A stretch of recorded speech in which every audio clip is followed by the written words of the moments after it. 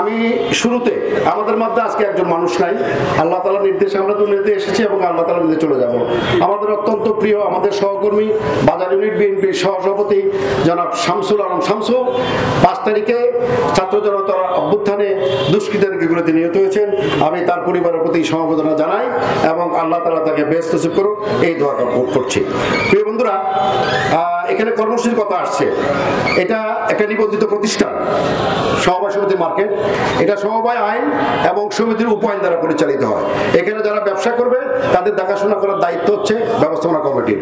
শান্তিনগর বাজারে দোকানদারি করবেন আর ব্যবসায়ীর উপর হামলা করবেন চলবে না। এখানে পরিচালক ইমরান আছে, জসিম আছে, লিটন সহ অনেকে আছেন। আমাদের লিটন সেক্রেটারি, সেও পরিচালক। আমি অনুরোধ করব জয়নাল ক্ষতিগ্রস্ত যাদের নাম বলছে তারা আগামীকালকে সমিতির কাছে অভিযোগ করবে কারা কারা এই সন্ত্রাসী হামলার সঙ্গে জড়িত ছিল।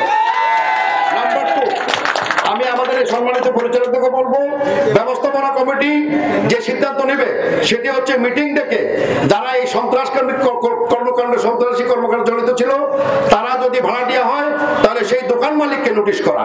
কোনো সন্ত্রাসীকে কোনো দোকান মালিক দোকান ভাড়া দিতে পারবে না।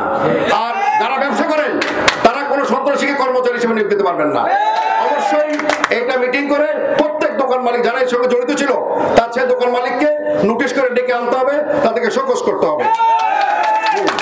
আর এখানে তো আমাদের তেমন কিছু বলেন না। এই ঘটনাটা আমাদের আসলে কিছু লোক আছে, এরা আমার নেতারা বলছেন যে সামনে তো সিটি কমিটি আছে, তারপর আপনার পল্টন কমিটি আছে, সিটি নির্বাচন আছেন। এখন কেউ কেউ একটা দখলের মাধ্যমে পুরো এলাকাটা নিয়ন্ত্রণ নিতে চাচ্ছে, আলটিমেটলি কোনো লাভ হবে না। আর আমাদের শাহাবুদ্দিন বলছে যারা এই কাজটা করছে তারা বিএনপি করে বলে আমার বিশ্বাস হয় না। আমি ওনার সাথে একমত। আসলে ফ্যাসিস্টরা বিদায় নিলেও তাদের দোষরা কিন্তু এখনো আছে।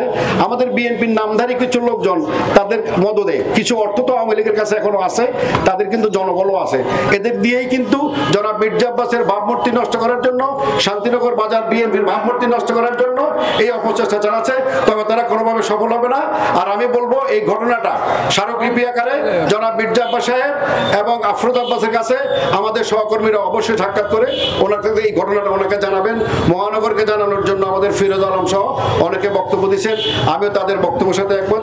আমি আর আজকে নতুন কিছু বলবো না, অনেক কথা আসলে বলার ছিল, এখন আর বলবো না। সুতরাং সামনে ভোট।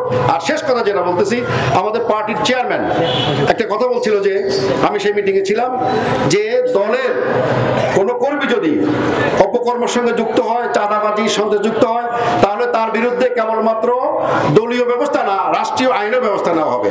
আর আপনারা জানেন আমাদের অত্যন্ত প্রিয় নেতা, কর্মীদের রোদ বৃষ্টির ছাতা হিসেবে যিনি প্রতিষ্ঠিত, বিএনপির জাতীয় স্থায়ী কমিটির সদস্য, সাবেক মন্ত্রী, সাবেক মেয়র জনাব মির্জা আব্বাস গত 3-4 দিন আগে সাংবাদিকদের বলেছেন সন্ত্রাসীদের কোনো পরিচয় নাই। সে আমার দল কি করে না, ডাজন্ট ম্যাটার। সন্ত্রাসীদের কোনো পরিচয় নাই। সন্ত্রাস করলে তাকে গ্রেফতার করতে হবে, আইনের আওতায় নিতে হবে। আমি জনাব মির্জা আব্বাস সাহেবের এই বক্তব্য সাথে একমত পোষণ করে আমার বক্তব্য শেষ করছি। আল্লাহ হাফেজ, সবাইকে ধন্যবাদ। আসসালামু আলাইকুম।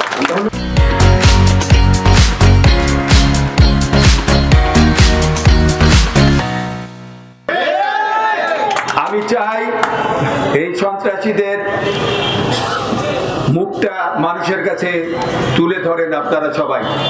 আমরা আপনাদের সাথে আছি ইনশাআল্লাহ। আব্বাস ভাই কোনোদিনই সন্ত্রাসের পক্ষে না, দখলবাজির পক্ষে না। আফরোজ আব্বাস সেম, আমাদের দক্ষিণের আহ্বায়ক মজনু এবং সদস্য সচিব রবিন, ওরাও দখলবাজির পক্ষে না। এই এলাকার মাটি ও মানুষের নেতা জননেতা জনাব মির্জা আব্বাস সাহেবের এই এলাকার রাজনীতি, এলাকার মানুষের সাথে তার যে প্রাণবন্ধ সেটাকে নস্যাৎ করার জন্য একটা গোষ্ঠী দাঁড়িয়ে গেছে।